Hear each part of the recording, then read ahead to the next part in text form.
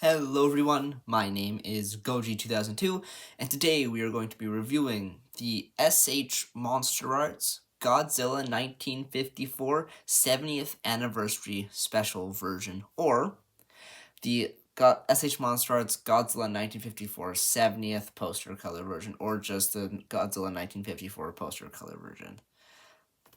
So this is one of my favorite Monster Arts figures. It's extremely posable. The paint is well done. Accessories are great for the price. I think I got it at 140 Canadian or 150, but it's 140 or 150, one of the two. I don't remember exactly, but this is a great figure, and I am going to show you why. I know this figure came out in like November. Came out in, I think, November of last year, but I got it in December of last year, so I'm only getting around to reviewing it now because I did have a backlog of reviews that I wanted to get out. So, without further ado, let's talk about this amazing figure.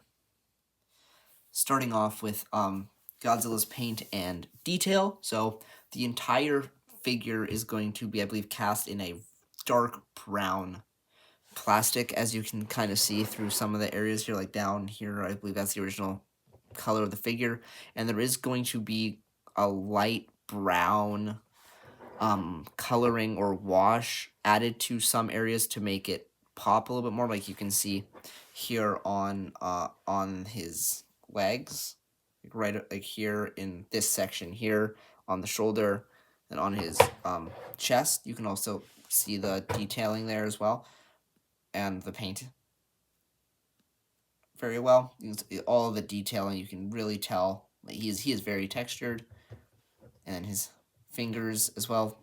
Fingernails and toenails are going to be painted this kind of bone white or off white or bone yellow color to really emphasize I guess the painting on the toes as well. There's also going to be kind of a darker color going in from the front into the back, from here to here, and to emphasize the shading on there. I don't believe it's really there on the fingernails. I mean, it kind of is there on the fingernails. You can kind of see it there in the painting as well.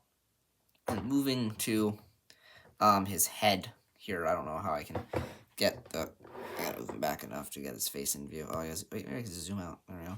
So looking at his face here, you can see he is looking down and to the side, like the 54 suit should, because that's the way it should be looking. I'm just going to pop his head off so we can get a better look at it. Right, so if you look at the head here, I gotta focus first. Come on, thank you. There, you can see all of the detailing that goes into this is pretty good. The eyes are a nice white, and they're pretty. They're even, which is good. And then like you can see the brown, the painting going on, and opening the jaw. So take a look at the inside of his mouth. You get a nice blood red for the inside. The top of the mouth you can see is textured. The tongue is also textured. Then the teeth are done up very well. They are very tiny. Here's the teeth in comparison to my pinky.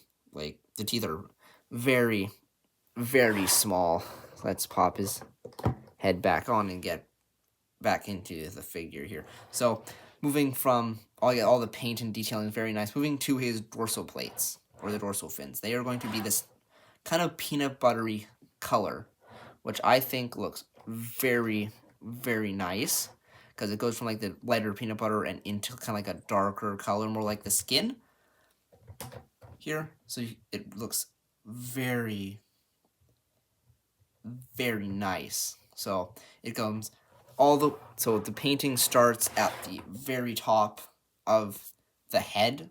Well, not the very top. Starts at the very top of this neck portion, moves all the way down, essentially to the tip of his tail, where it does get a little bit more, I guess, haphazard, because they kind of put just a paint line there, but paint is still amazing on this figure, and the detailing is amazing. He's textured very well, and some of the wrinkles in like this portion of the body here,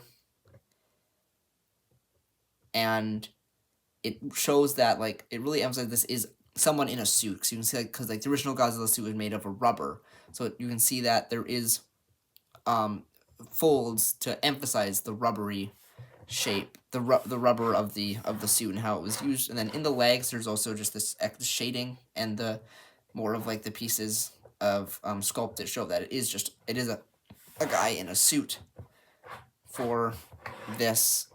Yeah, the paint and detail is great. This is amazing. The only thing I really have is that some pieces don't have that shading. Like the neck, for example, this entire neck piece, excluding the head, does not have any of the lighter shading. It's just that darker color from as well. You can see on both sides. And same thing with his tail. It has no shading like the rest of the body. It's just the darker black coloring. And yes, there are just some paint scuffs or just mishandles on the figure from here and there, which is fine. I don't mind that too much because the positives outweigh the negatives a lot with this figure. So that concludes the paint and detail segment. Let's move on to his articulation. For this guy's articulation, let's start at the top of the head here. So there is a ball joint that plugs into the head about here, so he can look down. Okay, without the use of the neck, he can look down that far and up about that far. The jaw is on, I believe, a ball joint, so you can open it and close it. There is no tongue articulation, sadly, but the ball joint of the jaw is like, it's not stiff. It's like it's kind of snaps into place. I don't know if you can hear that. So when I open it, it kind of snaps, and I open and close it. So then the whole neck segment here is going to be on a system of ball joints that are plugged into each other to the base of the neck. So with all of the joints, he can look down that far, which is pretty good, and he can essentially look straight up. Fantastic. Then moving down to Godzilla's arms, they plug in on ball joints, so you get a good amount out, back in. You can get a full rotation at the arm, and then for the elbows, it plugs in here and here, so you get a bend out and a swivel as well. You can swivel it around, and another bend at the forearm, so you get a very good bend. This is only on one arm. There isn't really a swivel at the forearm here, and the wrists also plug in a ball joint, so it does wiggle a little bit. You can spin around, get a good back and forth. And for the other arm, same thing, but for mine, you can't really get the same amount of bend out of it. Like if I do this, you can really tell that one of the arms wasn't, I guess, engineered quite the same, which is completely fine, but I just wish that maybe it was fixed or about the same. So moving to his torso, there's two joints here. So there's a ball joint at the base that plugs into this portion of the body, then a ball joint that plugs from this main portion into the top portion. So there is kind of a movement of the top portion here, so you can get a little bit of a crunch in and back out with the top portion, but most of it will come from this main joint here at the base. So if you do that, just be very careful. Mine is, for this figure, people have said that this joint likes to pop off a lot, and I'll just show that if you push it too far, yeah, it'll literally just pop off. So just gotta plug it back in, and then it's back in. So you just got send with all of the joints working together, he can look down essentially all the way at his toes, and then let's get him back up. You can get side. Oh, I guess I didn't. You do get side movement as well at the torso. Not really any swivel there, which is completely fine because this guy wasn't really known for pulling off poses where he was kind of leaning left and right. So then the hips also plugged in on ball joints. So the knee is plugged into the thigh on a peg. On mine, I was fiddling around with it, trying to loosen joints. I popped this out and it was loose, but all I did was I took a little bit of Gorilla Glue, put a little bit of it around the peg, and let it dry and put it back in, and now it's tight. It's good. So, ball joint, you get good movement out, and then back in, full rotation at both of the legs.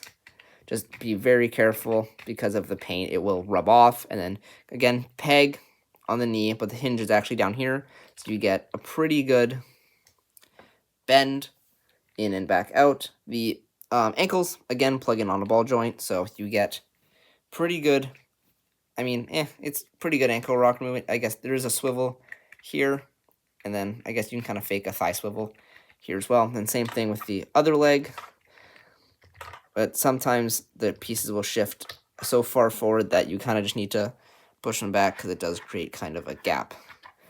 And then, yeah, let's get them back. So you can kind of see that gap there, right there on that side.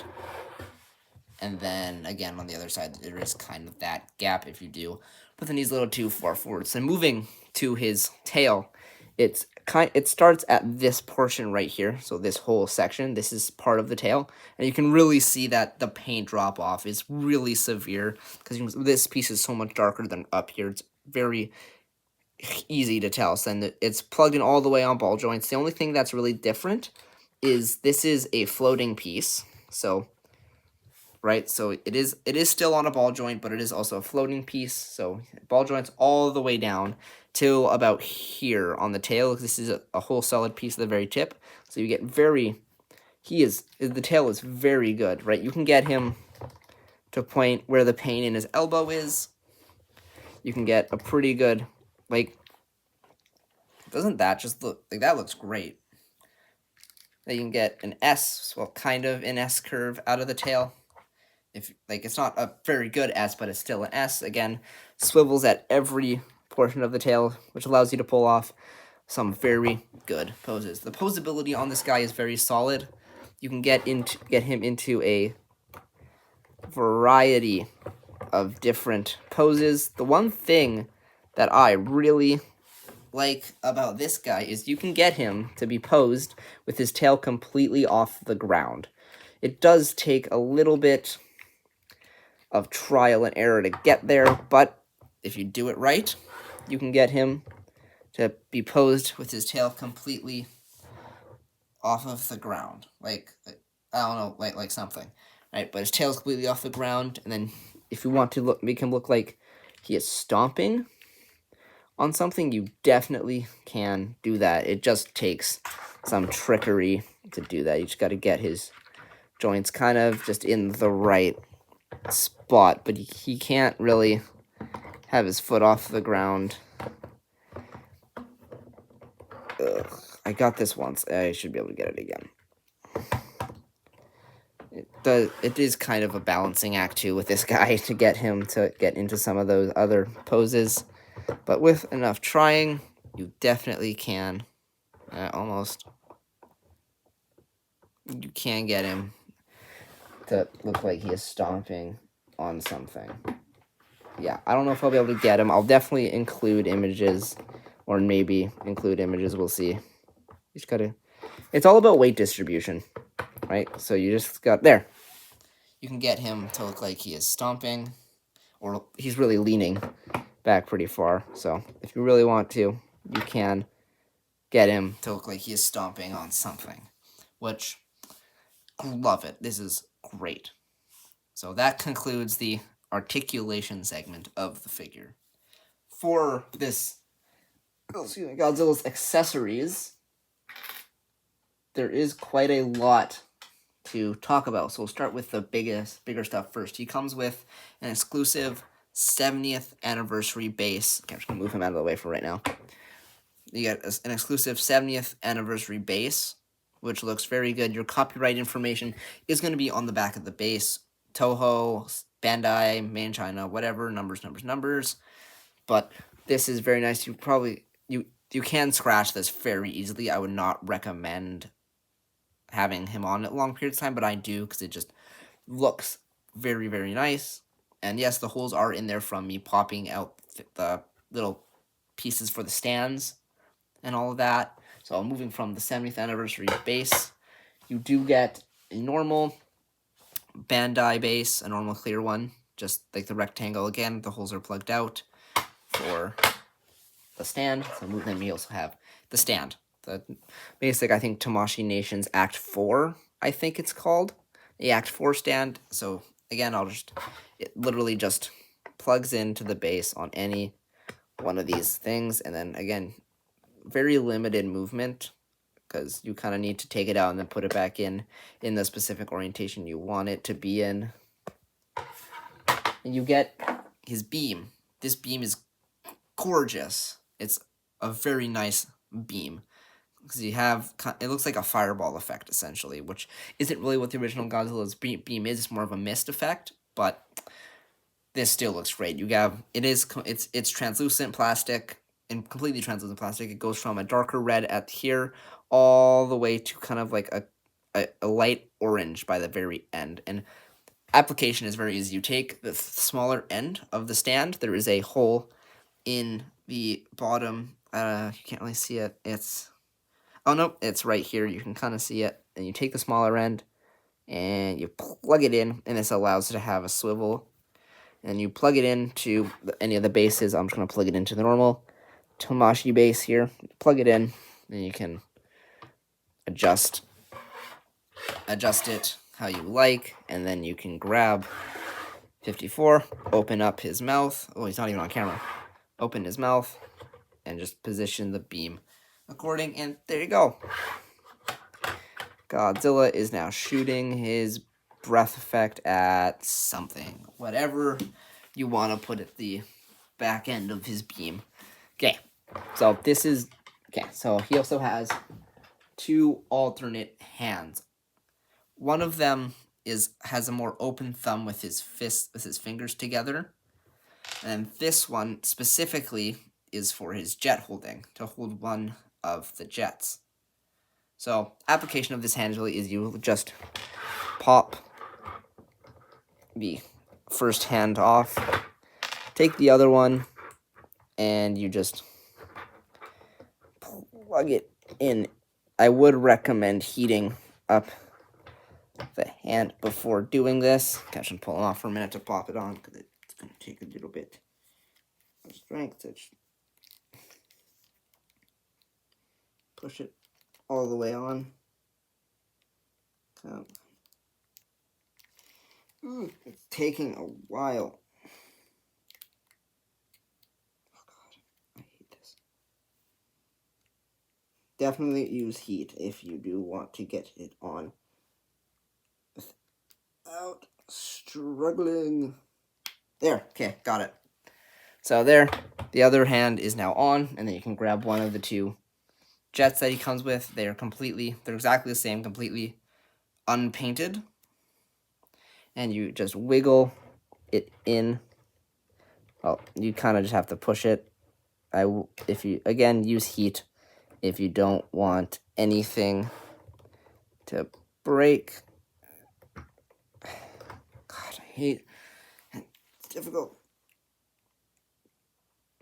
You just, there. No.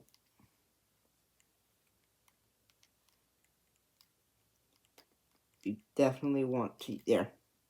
Use heat when getting it in. But there he is, holding the plane. There. And the final thing he comes with is an itty bitty jet piece adapter. This is tiny. If you were not careful, you will lose this piece. You will. Oh, camera's not focusing in. You will lose it. What it does is it attaches to the Tamashii arm like that, and then you can take the jet. It has a hole in the bottom, and you can just pop it on, and now you can have the you can have the jet flying around on the arm. So you can have it in the background like the poster does. You can have Godzilla focusing on it instead of the other jet. There are many options to pose your figure, but what I would like to see is another stage arm. Because if you really want to recreate the poster, right, you have Godzilla, on the stand here, holding the jet, with the other one flying in the background. Like that. And the beam, there is no other. You're just supposed to just sit it down like that. But like it won't even, like we're missing a stand here. Like we're just missing one stand to fully complete the poster look that this Godzilla was made for, which kind of sucks. But Bandai probably could have included another stand. I mean, it probably wouldn't cost that much to make a new one. Just make a new one. If you want to, you can buy a set of stands off of Amazon and whatever. So yeah, accessories great. I love the accessories, but we just need one more stand. This Godzilla is sitting at I think about 15 centimeters tall and 22 centimeters long. So for size comparisons, let's start off with this mini Godzilla. I don't know where it's from. Help me on the comments. I think it's from a 2014 blind box or something. I don't remember. Funko Metal Sonic. Haya Toys Energized Godzilla. MonsterArts are pretty small compared to the Haya figures, but it's a lot more apparent. And finally, my only other MonsterArts, Godzilla 2002. So I'm just going to group these together.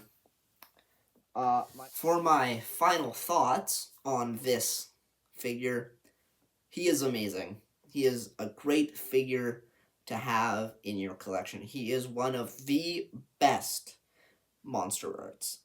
Is the paint lacking in some spots? Yeah, definitely. Especially on mine and others.